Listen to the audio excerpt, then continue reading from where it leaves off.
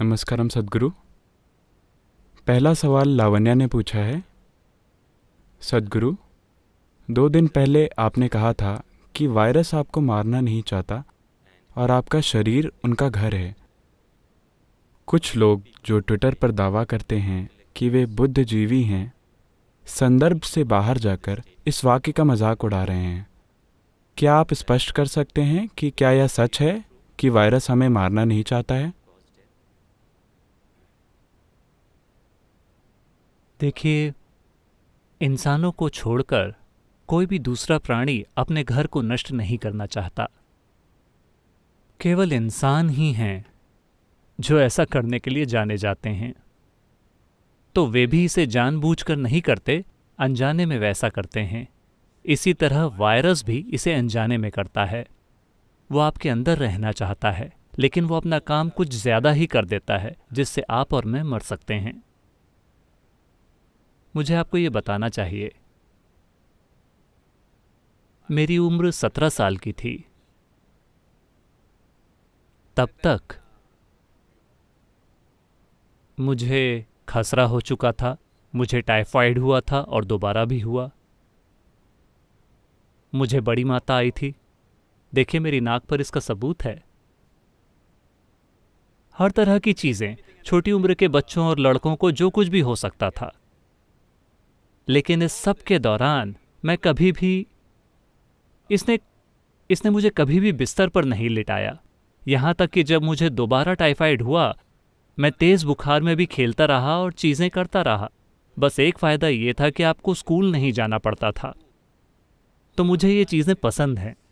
लोग उसे जो भी नाम दें, मुझे ये चीजें अच्छी लगीं क्योंकि आपको स्कूल नहीं जाना पड़ता था। आप ऑफिशियली बंक मार सकते थे। लेकिन जब मैं 17 साल का था, मुझे हैजा हो गया। तब मैंने इस कमबख्त चीज को देखा। जैसे ही मुझे पता चला कि मुझे ये है, उसके 2 घंटे के भीतर ही इसने मुझे चित्त करके ठंडा कर दिया। मैं लगभग बेहोश हो गया था। मैंने अपनी माँ, अपनी दादी, सबको रोते हुए सुना, अरे हमने लड़का खो दिया, हमने लड़का खो दिया। और मेरी दादी मेरी नाक को छू रही थीं, हे भगवान, नाक ठंडी हो चुकी है, ये मर चुका है। हर कोई रो रहा है। और मेरे पिता, वो एक डॉक्टर हैं, वो सब कुछ करने की कोशिश कर रहे हैं। फिर 2 और डॉक्टर आए और वास्तव में मेरे प्राण निकल रहे थे, बस 2 घंटों के अंदर। लेकिन अगली शाम तक मैं उठकर बैठ गया। दूसरे दिन मैं उठकर बाहर जाने लगा। उन्होंने कहा तुम बाहर नहीं जा सकते, और उन्होंने मुझे कमरे में बंद कर दिया। लेकिन मैंने कहा कि कम से कम मुझे छत पर रहने दीजिए ताकि मैं थोड़ा चल फिर सकूं। फिर उन्होंने मुझे छत पर रहने दिया। फिर इसने मुझे परेशान कर दिया। अब तक मुझे बहुत सी चीजें हो चुकी थीं। मैंने उनका मजा लिया क्योंकि उन्होंने मुझे स्कूल जाने से रोका। लेकिन अब इस कमबख्त अनजान चीज ने मुझे इस तरह धराशायी किया कि मैं लगभग मर ही गया। तो मैं कुछ जानना चाहता था। ये इंटरनेट और गूगल के दिन नहीं हैं कि आप बस यूं ही पूछ लें। तो मैंने स्कूल की लाइब्रेरी में जाकर लाइब्रेरियन से पूछताछ की और उन्होंने मुझे रोगाणुओं के बारे में एक किताब दी। मैंने शब्द को तब तक नहीं सुना था क्योंकि मैं बायोलॉजी की क्लास में कभी कभार ही गया था। तो मैंने उस किताब को पूरी तरह पढ़ा। उसमें कई तरह की चीज़ें थीं और वो क्या करते हैं और सब कुछ। तब ये मुझे परेशान कर रहा था कि कैसे एक छोटी सी चीज़ जिसे मैं देख भी नहीं सकता, मुझे इस तरह धराशायी कर सकती है। फिर मैंने आकर अपने पिताजी से बातचीत की। वे एक कुशल चिकित्सक थे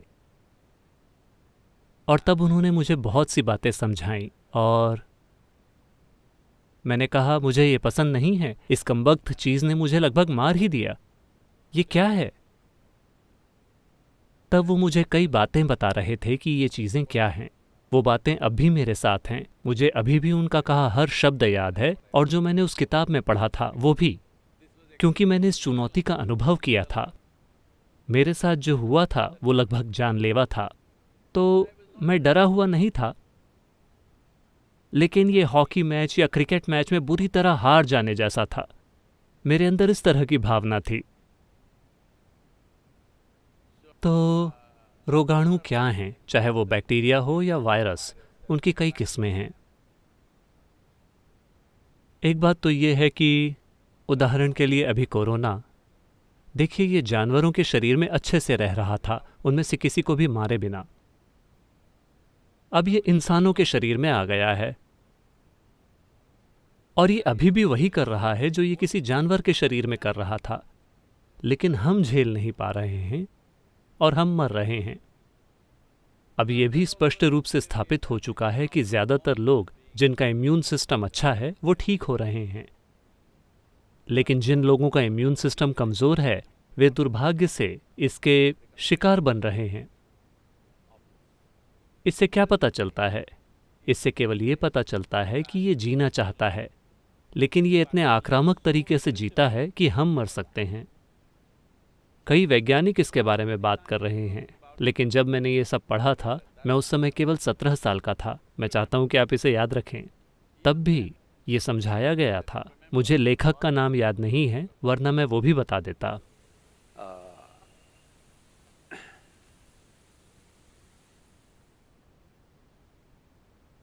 उस समय भी उन्होंने स्पष्ट रूप से समझाया था कि ज़्यादातर वायरस और बैक्टीरिया जो हमारे अंदर प्रवेश करते हैं, जो अभी हमारे अंदर हैं, वे कई तरह से हमारी जीवन प्रक्रिया की सहायता कर रहे हैं, हमें नुकसान नहीं पहुंचा रहे।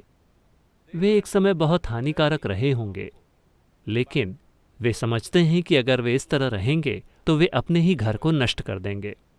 तो वे कुछ समय बाद खुद में बदलाव लाकर थोड़े मंद हो जाएंगे और हमारे साथ रहना सीख लेंगे।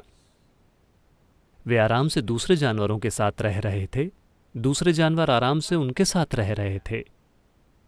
वे भी, यह जीवन की प्रकृति है कि एक के अंदर एक के अंदर एक, कई सारे जीवन रूप, जीवन के खरबों रूप, सभी एक दूसरे में गुथे हुए जी रहे हैं। हम भी वैसे ही हैं। इस समय हमारे अंदर खरबों बैक्टीरिया और वायरस जी रहे हैं, लेकिन उदाहरण के लिए अगर आप एक मेंटोक्स टेस्ट कराते हैं, मैं भारतीयों की बात कर रहा हूं, क्योंकि अभी पिछले 3-4 हफ्तों से हम देख रहे हैं कि कौन विदेशी है कौन भारतीय है, किसी नस्लीय भेदभाव के कारण नहीं। हम जानना चाहते हैं कि वे कहाँ से आए हैं, क्या वे इटली या चीन से आए हैं, वे कहाँ से आए हैं। देखिए अभी इटली में चीन से ज़्यादा खराब हालत है, बहुत ही दुर्भाग्यपूर्ण स्थिति। लेकिन ये उदाहरण के लिए अगर आप भारतीयों के लिए मेंटोक्स टेस्ट कराते हैं तो लगभग हम सभी मेंटोक्स टेस्ट में फेल हो जाएंगे। मेंटोक्स टेस्ट ट्यूबरक्लोसिस बैक्टीरिया के लिए होता है। लगभग सभी भारतीय इस टेस्ट में फेल हो जाएंगे, क्योंकि हम सभी के अंदर काफ़ी मात्रा में ट्यूबरक्लोसिस बैक्टीरिया मौजूद हैं, लेकिन हमें एक बीमारी के रूप में ट्यूबरक्लोसिस नहीं है। तो उन्होंने इसे एक नया नाम दिया। वे इसे प्राइमरी कॉम्प्लेक्स या कुछ और कह रहे हैं, जो बच्चों में होता है, लेकिन ये कुछ लक्षण दिखाता है। हम सभी के अंदर ये बैक्टीरिया है। हम मेंटोक्स टेस्ट में फेल हो जाएंगे, लेकिन हमारे अंदर ट्यूबरक्लोसिस के कोई लक्षण नहीं है, क्योंकि हमने उनके साथ रहना सीख लिया है, उन्होंने हमारे साथ रहना सीख लिया है। वे जानते हैं कि अगर वे बहुत आक्रामक तरीके से रहेंगे, जैसे हम अभी इस ग्रह पर रह रहे हैं, उन्हें पता है कि वे अपना घर खो देंगे, इसलिए वे खुद को बदलकर थोड़ा मंद जीवन बना लेंगे। तो ये कोई नया रॉकेट साइंस नहीं है, ये हमेशा से मौजूद रहा है। कम से कम पिछले 100 सालों में ये मौजूद रहा है। तो ये लोग जो बुद्धिजीवी होने का दावा करते हैं, ऐसा लगता है कि वे अपने हाई स्कूल में भी नहीं गए, क्योंकि मैं उस समय अपनी हाई स्कूल में था जब मैंने ये पढ़ा। ये हमारी लाइब्रेरी का एक हिस्सा था, इसलिए ये शायद टेक्स्ट बुक में भी रहा होगा, लेकिन मैंने टेक्स्ट बुक नहीं पढ़ी। शायद ये बुद्धिजीवी अपने हाई स्कूल तक भी नहीं पहुंच पाए। उन्हें लगता है कि ट्विटर पर होने के लिए ज़रूरी क्वालिफिकेशन ये है कि उनके पास चिड़िया जितना दिमाग होना चाहिए। उन्हें लगता है कि ट्वीट करने की यही क्वालिफिकेशन है। तो ये अफसोस की बात है कि ऐसे समय में जब एक आपदा हमारे सामने खड़ी है और इंतज़ार कर रही है, देश के लिए, दुनिया के लिए, इस हद तक कि अभी कई देश अपने ही लोगों के खिलाफ अपनी सेनाओं को खड़ा कर रहे हैं। आपको समझना होगा कि मामला कितना गंभीर है। ये मामला कितना गंभीर है कि अमेरिका की पूरी सेना सड़कों पर खड़ी है अपने लोगों को बाहर आने से रोकने के लिए। भारतीय पुलिस सड़कों पर खड़ी है, पूरे जोर से इसे लागू कर रही है। ऐसा इसलिए है क्योंकि उन्हें एहसास है कि यह मामला कितना गंभीर है। लेकिन इस तरह के समय में भी ये लोग खड़े नहीं हो सकते और अपने आसपास के किसी व्यक्ति के लिए कुछ उपयोगी और सकारात्मक चीज नहीं कर सकते। वे सिर्फ यही बकवास करते रहते हैं। उन्हें लगता है कि उन्हें डॉक्टरेट मिल गया या वे ट्विटर पर डॉक्टर बन गए। उन्हें कम से कम पक्षियों का डॉक्टर बन जाना चाहिए।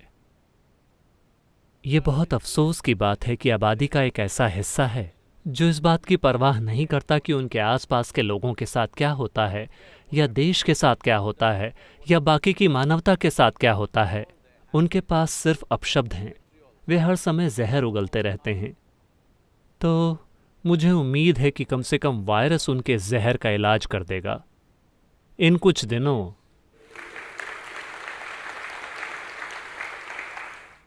दिनों में अकेले रहकर मुझे उम्मीद है कि वे खड़े होकर कुछ उपयोगी करेंगे। कुछ करें। आप जो भी हैं, मुझे नहीं पता कि आप कौन हैं, आप जो भी हैं जो ऐसी फालतू बातें कर रहे हैं, कृपया कुछ उपयोगी करें। समस्या क्या है?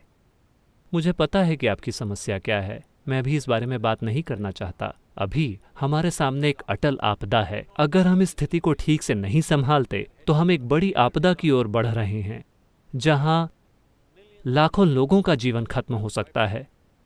जब परिस्थिति ऐसी है, आप केवल यही कर पा रहे हैं।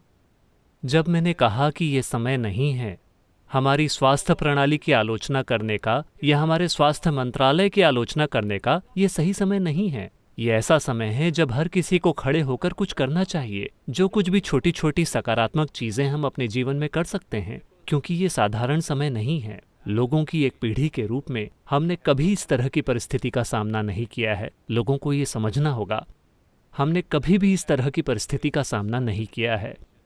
ये आपके देशों में हुए युद्धों की तुलना में एक बड़ी इमरजेंसी है। यह हर उस चीज से बड़ी इमरजेंसी है जिसे आपने जाना है।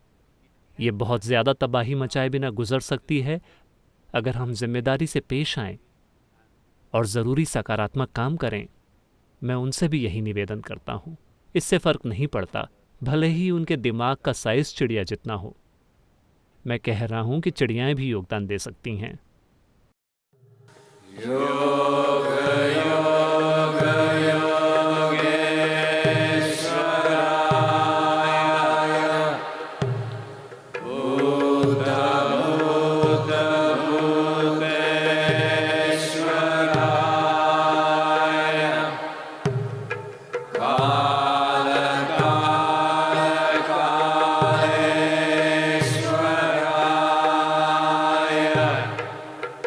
Shiva, Shiva.